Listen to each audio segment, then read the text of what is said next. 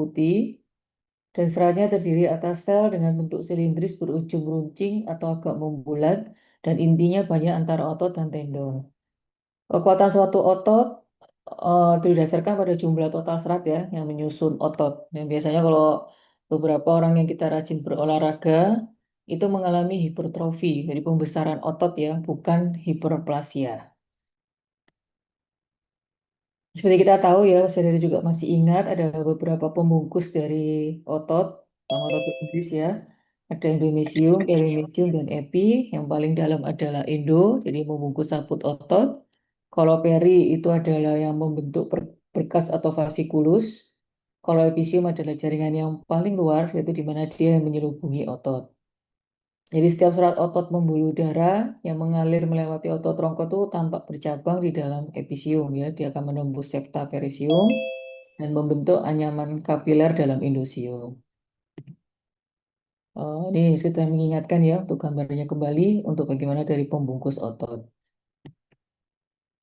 Mekanisme kontraksi mungkin ini lebih dijelaskan ya pada secara fisiologi, tapi kalau secara histologinya saya akan menjelaskan bahwa di sini ya, kalau rangsangan atau impuls yang ditransmisikan pastinya dari saraf ya, terutama dari medula spinalis ketika kita terjadi rangsangan ya atau impuls, terus menuju ke serat otot, yaitu melalui dari saraf motorik. Dan otot itu tersusun atas ratusan hingga ribuan miofibril yang mengandung sarkomer ya. Dan setiap sarkomer terdapat filamen yang tersusun secara tumpang tindih. Di sini membentuk pola terang gelap ya pada otot rangka dan biasanya antara ada filamennya juga yang aktin dan miosin ya. Ini secara gambaran keseluruhan. Biasanya ada juga beberapa pernah kakak tingkat juga meneliti ya tentang bagaimana otot ini dengan menggunakan pita gelap dan terang. Tapi memang alatnya tidak ada di kita. Alatnya sebenarnya ada di biotek. Kalau kalian juga suka meneliti nantinya di pada deskripsi bagaimana untuk kalian melihat pita pita ini sebenarnya bisa terlihat ya. Tapi bukan dengan mikroskop, tapi ada sebuah alat khusus ya. Nah, ini juga mungkin kalian sudah dapat ya secara fisiologinya bagaimana mekanisme kontraksi yang pastinya filamen miosin itu bergeser. Jadi di antara filamen aktin sehingga mengibatkan pastinya karena dia bergeser, filamen aktin itu masuk akan makin jauh di antara filamen miosin. Sehingga miosin ini yang awalnya memiliki tonjolan ya seperti biasanya kayak pemukul golf itu ya bentuknya itu tertambat pada filamen aktif dan tidak memberi kesempatan bergeser kembali. Disinilah karena tidak bisa bergeser ya pastinya akan mempertahankan ketegangan dalam keadaan kontraksi. Penambatan itu terjadi akibat pemecahan adenosin trifosfat ya pada tonjolan itu yang berakibat pelepasan energi. Jadi ion kalsium yang dilepaskan oleh triad otot. Kontraksi juga bisa karena reaksi kimia yaitu antara miosin dan aktin aksi potensial oleh kalsium ya, serta protein troponin dan tropomiosin. Jadi kalau pada kalsium kalau ketika dilepaskan eh, dari retikulum sarkoplasma ya, dia akan bergabung dengan troponin untuk jadinya ya pastinya menjadi kontraksi otot ya, dan juga mengubah posisi sehingga tropomiosin yang akan menjauh untuk membuat jalan bagi miosin. Dia akan berinteraksi dengan aktin. Jadi ketika kalsium ini tetap berada dalam retikulum sarkoplasma, itu tidak akan terjadi kontraksi otot atau otot sedang istirahat atau dalam keadaan santai. Ada lagi kalau kalian ingat pada histologi adanya satu motor unit ya atau satu sabut saraf yaitu bersama seluruh sabut otot ya yang dilayani. Sepertinya ada neuromuscular junction ya, dia merupakan daerah perlekatan antara ujung serat saraf motorik dengan ujung serat otot kerangka. Jadi adanya motor end plate yang mungkin juga kalian masih ingat. Motor end plate itu adalah akhiran sabut saraf ya, akson motorik dengan ujung bercabang-cabang dan berhubungan erat dengan sarkolema. Biasanya kalau aspek klinik, mungkin nanti kalian akan bahasnya sudah masuk klinisi banyak sekali nama-nama penyakit jadi ya. Kalau miastenia gravis atau MG ya, itu adalah penyakit autoimun pastinya. Jadi kemungkinan kesembuhannya sangat susah. Jadi dia kita hanya pemberian obat ya yang membuat dia bertahan, jadi penyakit autoimun, akan mengalami kelemahan hebat jaringan otot. Jadi lama-lama tuh ototnya akan lemas. Itu biasanya disebabkan karena hambatan pada reseptor asetilkolin ya oleh antibodi. Jadi lama-kelamaan ya pastinya akan berkurang neuromuscular junction. Ada juga muscle spindle atau neuromuscular spindle, merupakan reseptor ya untuk otot. Misalnya ciri-cirinya bentuk skoci, mempunyai selubung jaringan ikat, berupa bentukan juga ya, ada bentukan yang masih ingat berisi cairan limf, sabut otot intrafusal, ada saraf eferen dan eferen ya, dengan akiran sensorik dan juga ada yang dengan akiran motorik. Otot bergaris bisa mengalami regenerasi, jadi adanya nantinya akan penambahan sel otot baru untuk mengganti sel-sel otot yang telah rusak ya. Tapi biasanya sedikit sekali terjadi setelah lahir dan biasanya sel-sel otot bergaris itu akan hanya diganti oleh jaringan ikat. Nah, otot yang kedua adalah otot polos itu banyak ditemukan di organ visceral, jadi bagian kontraktil saluran cerna ya, biasanya yang pada pertengahan esofagus sampai anus. Bisa juga sistem reproduksi, pernafasan, sistem urinarisis, pembuluh darah, pembuluh limf ya. Juga pada kulit dan juga pada iris dan korpus pilaris mata. Otot polos ini berperan mengatur dan mempertahankan garis tengah lumen dari viscera berongga. Bentuknya selnya berbentuk usiform, jadi seperti skoci ya. Terdapat pelebaran di tengah dan kedua ujungnya runcing. Kalau pada kapiler darah ukurannya kurang lebih 20 ya milimikron, masa kehamilan juga dapat membesar sehingga jumlahnya bertambah banyak. Misalnya intinya tunggal yang terletak di pusat. Nah, bagaimana untuk pertumbuhannya atau regenerasinya? Itu tergantung ya dari masing-masing letaknya ya. Jadi pada iris itu berasal dari ektoderm, itu melalui sel yang bernama myoepitel. Sebagian besar juga berasal dari sel mesenkim, biasanya pada kelenjar saliva ya atau air liur, kelenjar keringat dan kelenjar lakrima. Dan ukuran sel otot polos ini dapat membesar, biasanya karena faktor normalnya ya, faktor fisiologis itu pada uterus masa kehamilan, pastinya akan membesar. Terus tapi kalau pada yang penyakit yang patologi, biasanya otot polos ini akan membesar pada arteriol, pembuluh darah ya, pada penyakit hipertensi. Sel otot polos juga dapat membelah dengan cara mitosis ya, pembelahan sel. Pesarafannya otot polos, mungkin tadi sudah dijelaskan anatomi, itu saraf autonom, itu saraf eferen itu dari simpatis dan parasimpatis. Jadi otot polos yang multi unit memiliki persarapan yang luas dan terdapat saraf terminal, biasanya pada arteri besar, iris, dan ductus eferen. Sedangkan otot polos yang sedikit ujung saraf terminal relatif lambat dan pada organ visceral dan pembuluh darah kecil. Otot yang ketiga adalah otot jantung. Otot jantung ini ditemukan di lapisan tengah dari dinding jantung ya, yang mempunyai cabang yang kalian sudah sangat kenal yaitu diskus intercalaris ya. Otot jantung ini berkontraksi secara refleks dan apabila dirangsang reaksi yang muncul adalah berjalan lambat. Berperan sebagai pompa darah, jadi untuk pengaliran ke seluruh tubuh ya. Saya pernah belajar dulu ada sistem pembuluh darah, bagaimana dia memompa ke seluruh tubuh dari jantung hingga seluruh tubuh pun ke jantung.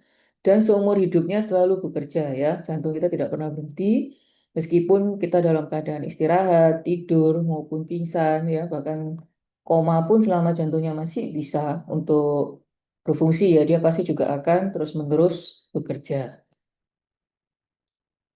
Strukturnya selnya silindris, serabut luritnya pendek, dan ada cabangnya ya saling terhubung. Ada satu dua inti juga pada sarkoplasma. Terus juga jika kontraksi, jantung itu pastinya akan mengucup dan darah akan diedarkan ke seluruh tubuh. Yang akan relaksasi, jantung mengembang dan darah kembali mengalir ke jantung. Nah ini kalau regenerasi, pastinya jantung tidak bisa ini ya mengalami regenerasi ya. Biasanya juga hanya dengan cara hipertrofi ya tanpa hiperplasia mengalami pembesaran. Biasanya sabut atau sel otot yang rusak diganti dengan jaringan ikat. Jadi bila terlalu banyak sel yang mati, dinding jantungnya bisa bocor. Sehingga disebut dengan tamponade jantung. Oke, mungkin kalau sampai jantung dulu, otot, maaf, itu ada yang mau ditanyakan? Belum ada Ya. dokter. Oke, sekarang kita masuk pada jaringan ya, pada tulang, karena ini adalah muskuloskeletal, khususnya tentang otot dan jaringan tulang ya. Kalau jaringan tulang rawan, selnya ini sudah pasti ingat juga, yaitu ada kondroblas dengan kondrosit ya. Tapi yang lebih kita utamakan kalau pada tulang rawan itu adalah kondrosit, yang fungsinya akan mempertahankan matriks dari tulang rawan. Dan sel-sel tulang rawan ini yang dapat berubah menjadi tumor jinak ya, misalnya atau kondroma atau ganas ya, kondrosarkoma. Ada juga lapisannya, yaitu perikondrium adalah lapisan jaringan ikat padat, lapisan dari tulang rawan ya, tidak teratur dan memiliki vaskularisasi. Tidak terdapat pada tulang rawan hialin di permukaan sendi dan pada tulang rawan bersabut. Mungkin juga kalian masih ingat kalau perikondrium ini adalah lapisan fibrus dan kondrogenik ya. Yang paling luar adalah fibrus yang hanya terdiri jaringan ikat padat. Kalau kondrogenik jaringan ikatnya lebih kendor ya, dan sudah mulai ada sel-sel dari kondrogeniknya. Nanti lama-kelamaan ya, ketika sel yang paling muda kondrogenik menjadi kondroblas sehingga nanti akhirnya menjadi kondrosit. Jadi semakin ke tengah dia akan jadi semakin tua, disebut dengan kondrosit. Ya ini ya secara gambarannya aja yang kalian masih ingat adalah lapisannya pada lapisan jaringan tulang rawan.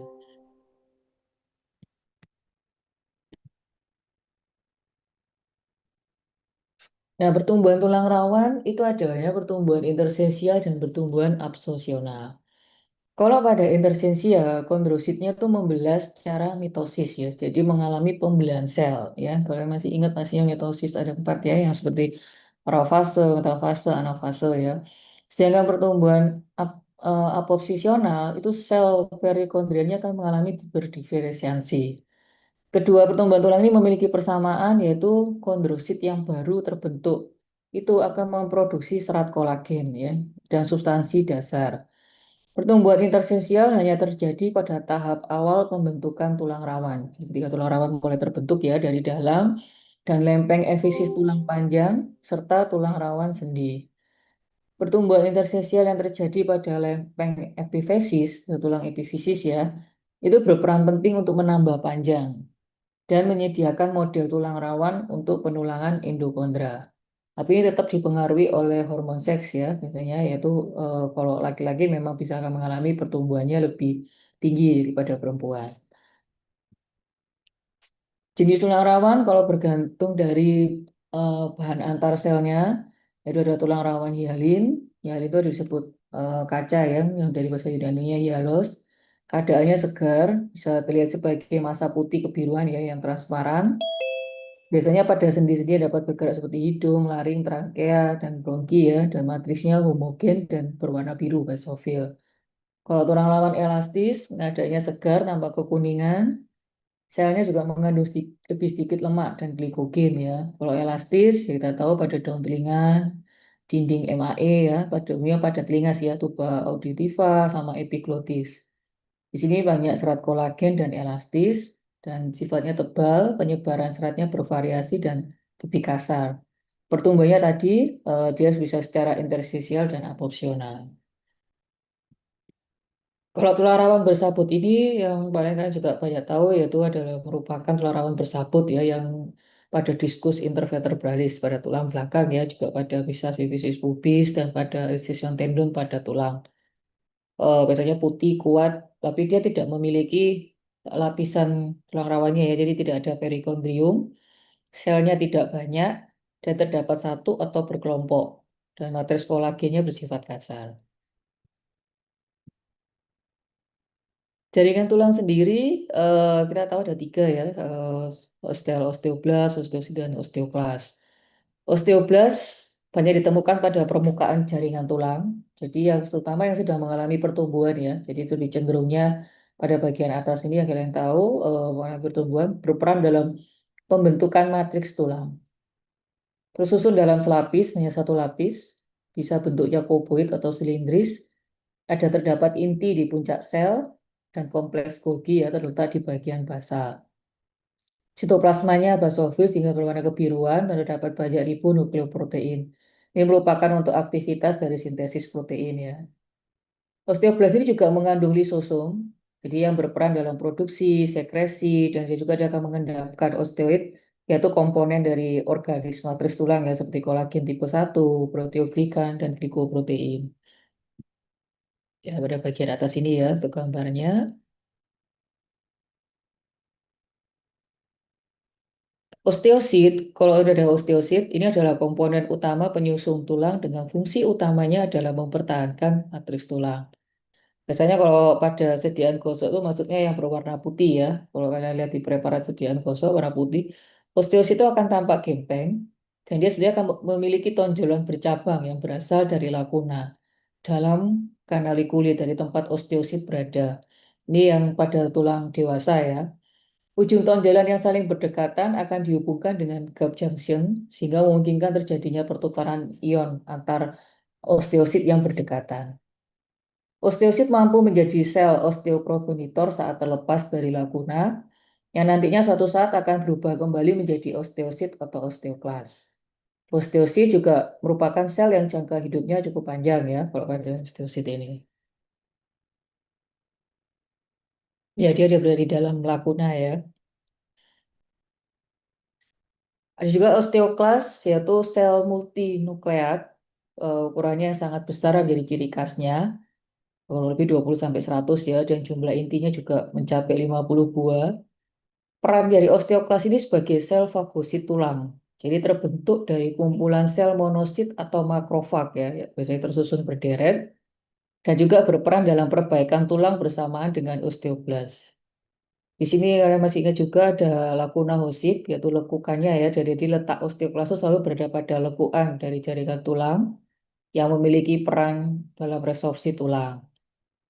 Sebenarnya kalau dilihat lagi dengan menggunakan mikroskop elektron, dia mikroskop lebih canggih ya, tampak osteosit itu sebetulnya memiliki mikrofili halus ya, yang membentuk batas berkerut disebut ruffled border. Dan pada keadaan persiapan dekalsifikasi tulang, osteoklas biasanya akan tampak menyusut dan terpisah dari permukaan tulang. Resorpsi tulang oleh osteoklas saat remodeling pada waktu pemulihan ya, membentukkan kembali itu akan menghasilkan respon dari pertumbuhan atau perubahan tekanan mekanik pada tulang. Dan osteoklas juga ini berperan dalam menjaga homeostatis darah untuk jangka panjang. Sebenarnya ada lagi satu tulang, eh, selain osteoblas, osteosit dengan osteoklas itu ada namanya osteoprogenitor cell. Apa kemarin di BPD mungkin kalian tidak dapat karena sebelumnya tidak bisa kelihatan ya, karena saat ini cepat dia akan berubah menjadi osteoblas ataupun osteoklas ya. Jadi osteoprogenitor cell ini atau sel osteogeni terletak di permukaan jaringan tulang. Jadi tepatnya di periosteum dalam ya dan endosteum, jadi lapisan tulang dewasa. Karena selama tulang mengalami pertumbuhan, sel osteoprogeneratif ini aktif dan melakukan pembelahan. Jadi saya katakan tadi, dia kadang memproduksi sel osteoblas untuk membentuk tulang. Tapi ketika terjadi pengeroposan tulang, sel osteoprogenitor ini dia akan memproduksi osteoklas. Jenis jaringan tulang kalau yang primer, jadi kalau pada awal pembentukan ya, kalau atau juga kita bilang remodeling tulang ya. Jadi tulang yang tumbuh pastinya tulang muda ya atau primer, ya pastinya nanti akan digantung oleh tulang sekunder. Tulang primer ini sendiri mengandung serabut kolagen irreguler. Dia tersusun seperti anyaman pada osteoidnya, dan terbentuk saat osteoblast membentuk osteosit dengan cepat. Jadi misalnya kalau pembentukan tulang pada bayi ya, biasanya juga tuh prosesnya pada tulang primer dan remodeling tulang kalau misalnya karena keadaan patologis ya, trauma, fraktur ya seperti itu. Tulang primer ini mengandung sedikit mineral sehingga mudah ditembus oleh sinar X ya saat pemeriksaan radiologi dan mengandung lebih banyak osteosit daripada tulang sekunder. Tulang sekunder bersifat lebih kuat dan resilient sehingga banyak ditemukan pada tulang orang dewasa yang sehat. Kalau yang sekunder itu sebetulnya hampir sama kok sudah menjadi tulang dewasa ya. Jadi itu susun atas serat kolagen yang tersusun paralel pada lapisan lamel-lamel itu ya yang mengelilingi dengan tebalnya 3 sampai 7. Pada setiap lamela itu serat kolagen tersusun sejajar dan mengelilingi konsentris saluran tengah, yaitu kanalis Havers, di mana mengandung pembuluh darah, serat saraf, jaringan ikat. Itu yang disebut semuanya sistem Havers itu ya. Itu adalah jaringan tulang sekunder, jadi di mana dikelilingi deposit substansi amorf berupa matriks mineral dan beberapa serat kolagen. Kalau pada lamel, lamel Havers ya, jadi lakula ini mengandung osteosit yang di dalamnya di antara atau di dalam lamel. Jadi setiap lamel itu tersusun sejajar serat kolagen yang mengelilingi sumbu sistem Havers atau osteon. Namun yang berada di dekat lamela dia akan tersusunnya menyilang. Struktur tulang pun juga ada dua struktur ya, seperti tulang spongiosa atau spong bone ya atau callus bone. Jadi terdiri atas trabekula. Mungkin kalau kalian ingat pada waktu lalu adalah trabekula tulang muda. Ya, itu berarti ada termasuk tulang dari spongiosa. Itu mengandung osteosit yang terletak dalam laguna. Trabekula tersusun atas kumpulan lamela yang lagunanya terdapat osteosit dan sistem kanalikuli. Tulang spongiosa ini tampak biasanya pada masa remodeling ya karena fraktur dan pada perkembangan tulang yang cepat. Jadi yang disebut oleh woven bone, tulang beranjam itu ya atau tulang keserabut kasar, ribatur bone atau namanya di medianya adalah tulang muda.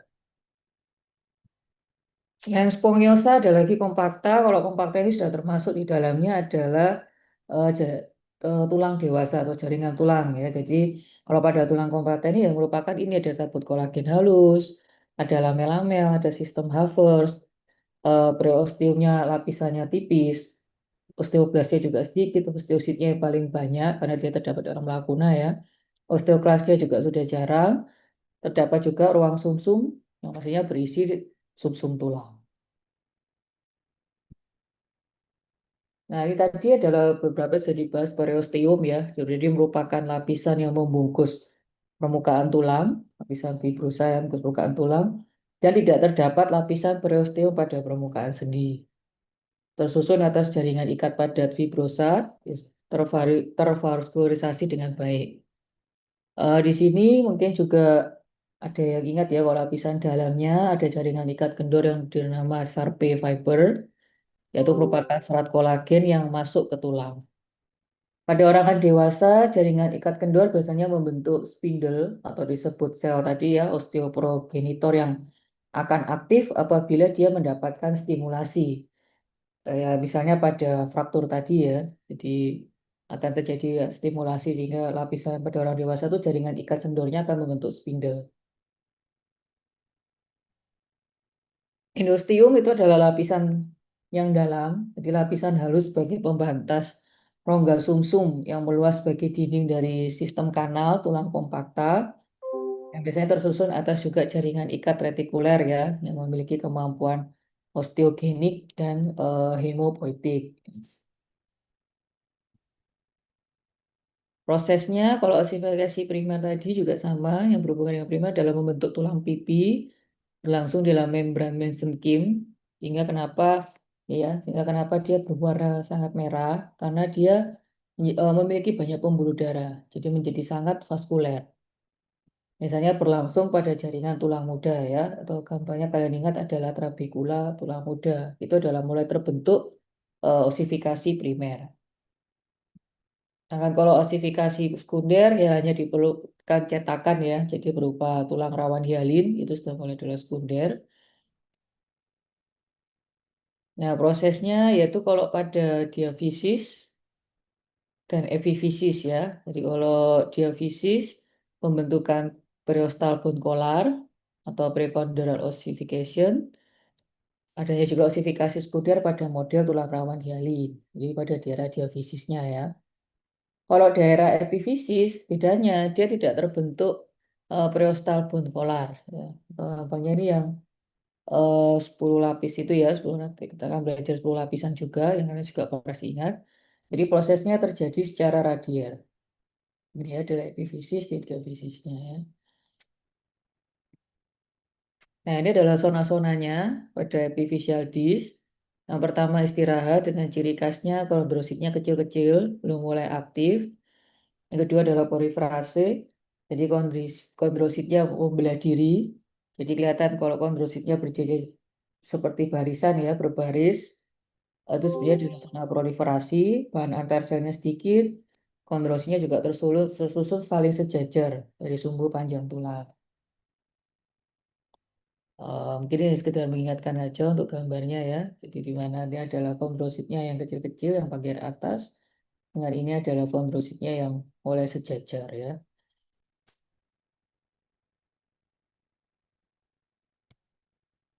Kalau zona maturasi itu kondrositnya sudah mulai gemuk-gemuk dan besar-besar.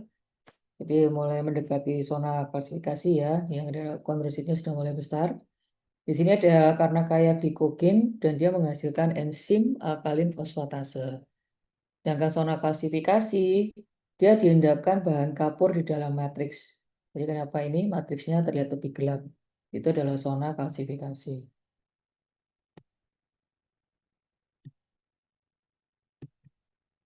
Ada juga zona retrogresi, itu kondrositnya sudah mulai hancur, dan sebagian sudah direabsorpsi ya, sudah mulai terbentuk ruang sumsum primer, tampak struktur seperti sarang lebah ya, jadi seperti sarang lebah honeycomb appearance. Dan juga yang terakhir adalah zona osifikasi, di mana sini osteoblastnya sudah mulai memasuki ruang sumsum primer. Dia akan meletakkan diri secara epitelia di tepi sisa-sisa tulang rawan hialin yang hancur.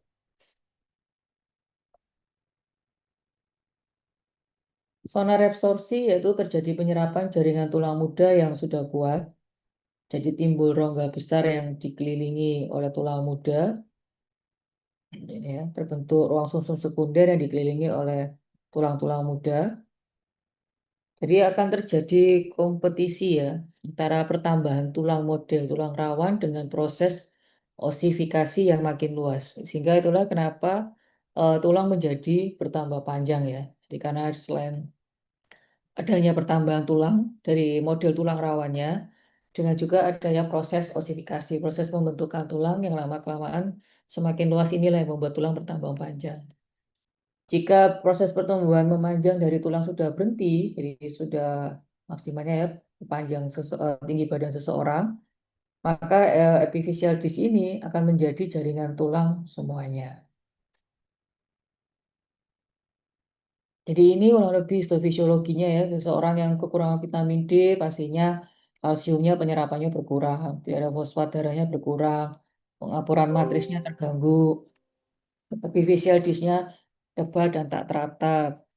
Dia nanti akan lebih jelaskan lagi ya penyakit-penyakit biasanya penyebab kekurangan dari penyerapan kalsium ya bisa rakitis pada anak atau osteomalacia pada dewasa ya. Kekurangan vitamin C pun juga sebenarnya juga bisa terjadi ya. Kualitas tulangnya bisa jelek, pembentukan organik matriknya terganggu dan sabut kolagennya terganggu disebut skurve ya.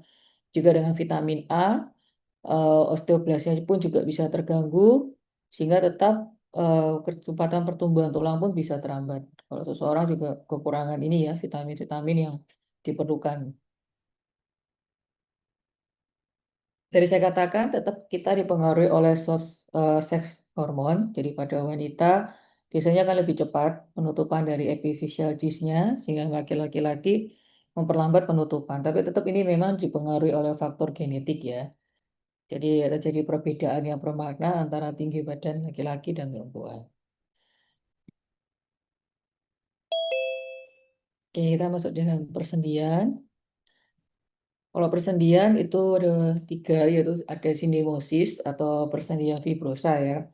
Di sini bila dihubungkan oleh jaringan ikat fibros, misalnya pada sutura, sendi radioulnaris ya pada lengan, gomfosis antara gigi.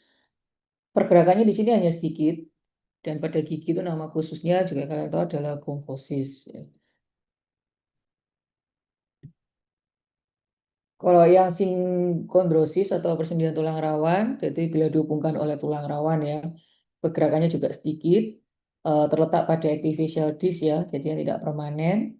Simfisis pubis, oleh tulang rawan fibros, maniobriosternalis, dan antara dua korpus vertebra. Jadi dihubungkan oleh diskus intervertebralis ya, yang seperti cakram.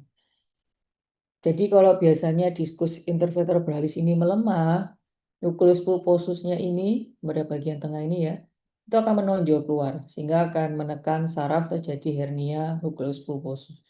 Ini saya rasa nanti kalian di klinisi pasti akan lebih diajari ya apa itu HNP, itu penyakit yang nanti pasti kalian banyak temukan ya ketika kalian jadi seorang dokter antara HNP atau LBP. Nanti kalian bisa belajar apa yang menjadi perbedaan ya, sebenarnya hampir karena nyeri mesti gini, gejalanya sebenarnya hampir sama ya pada daerah pinggang. Nah, itu kalian nanti bisa lihat lebih dalam bagaimana untuk HNP. Di di sini bisa terjadi nyeri bahkan sampai mengalami kelumpuhan kalau pada HNP ya.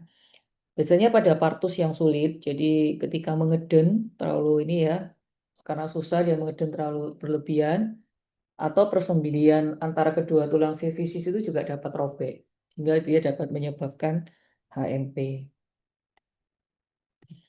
Ada juga sinustosis, yaitu bila dihubungkan oleh tulang. Jadi yang biasanya pada sinustosis yang mengalami penulangan ya dari sutura orang tua, dan sikondrosis yang mengalami penulangan epiphyseal disc yang telah menjadi epiphyseal line. Ada juga diatrosis atau persendian sinovial, jadi pergerakannya lebih bebas ya, ini pada daerah lutut yang kalian sudah sangat tahu. Mempunyai kapsula persendian, tidak kapsulnya ya persendian. Ada tulang rawan sendi yang melapisi permukaan tulang. Di sini terdapat membrana sinovial dan cairan sinovial. Membrana cairan sinovial ini yang menghasilkan cairan sinovial ya, yang fungsinya melumasi sendi.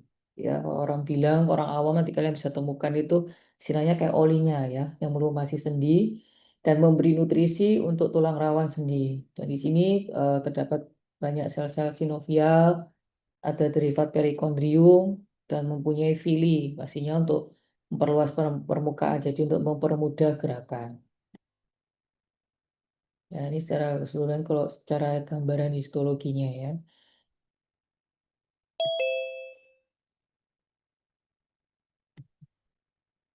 Larawan sendi melapisi ujung tulang, tidak dilapisi oleh perikondrium karena telah berubah jadi kantong yang berlipat-lipat. Biasa. Berlipat-lipat, jadi dari membrana sinovial. Kalau nanti kita lihat bicara tentang sendi ini, biasanya nanti klinisinya yang kalian akan dapatkan pastinya penyakit-penyakit yang berhubungan dengan randa sendi ya, artritis bisa osteoartritis ya, bisa rheumatic arthritis, bisa gout arthritis, yang intinya sebenarnya hampir sama, yaitu mengalami radang yang terjadi pada sendi. Jadi kalau artritis osteoartritis itu biasanya umumnya, tapi tidak selalu ya, biasanya pada orang tua, jadi terjadi pengapuran pada tulang rawan sendinya. Kenapa tercenderungnya pada orang tua? Karena biasanya produksi cairan sinovialnya juga berkurang, sendi menjadi kaku. Tapi zaman sekarang ini bisa juga terjadi pada anak muda yang aktivitas olahraganya terlalu berlebihan ya, dia mungkin sehari beberapa kali terlalu berat, itu juga lama-lama bisa menggigis juga ya, jadinya bisa menjadi berkurang juga. Gout arthritis yang kita tahu pastinya karena asam urat ya, jadi ada penumpukan banyak kristal asam urat sehingga dia merusak dari kerusakan tulang rawan sendi. Sehingga menyebabkan kristal-kristal tajam yang pastinya ketika datang ke kita ya sebagai seorang dokter tuh akan jadinya biasanya pasti keluhannya juga nyeri. Ada juga rheumatoid arthritis. Ini adalah suatu penyakit autoimun ya, pastinya. Jadi yang sama rata-rata yang penyakit autoimun kesembuhannya juga cukup lumayan agak susah.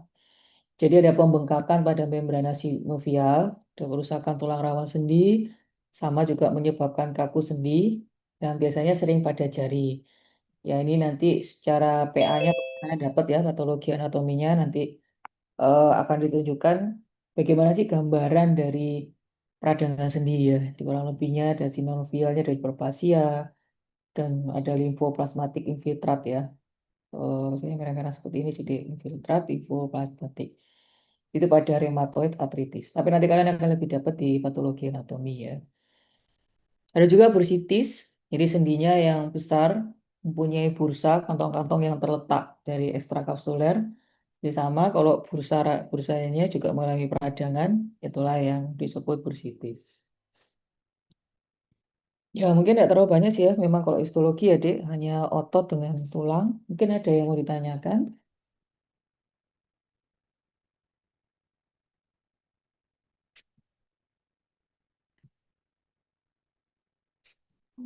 Belum ada dokter. Udah, oke. Kalau nggak ada mungkin bisa sama ya, ini minta tolong di foto ya. Nggak tahu semuanya on cam.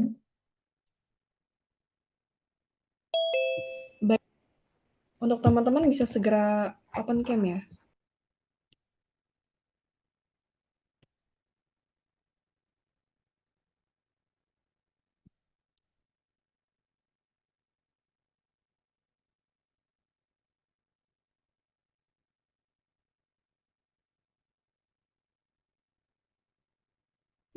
Oke, dimulai dari slide pertama.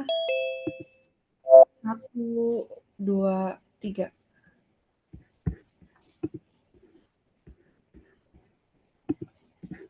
Oke, slide kedua. Untuk teman-teman yang belum on cam, tolong segera on cam ya. 1, 2, 3. Oke, slide selanjutnya. 1, 2, 3.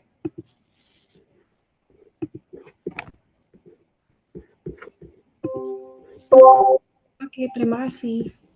Oke, minta tolong ini nanti dikirim ke Mas Yurda juga ya. Baik, dokter. Oke, terima kasih adik-adik untuk perhatiannya. Selamat siang ya adik-adik ya. Terima kasih kasih, dokter. dokter. Terima kasih dokter. Terima kasih dokter. Terima kasih dokter. Terima kasih, dokter.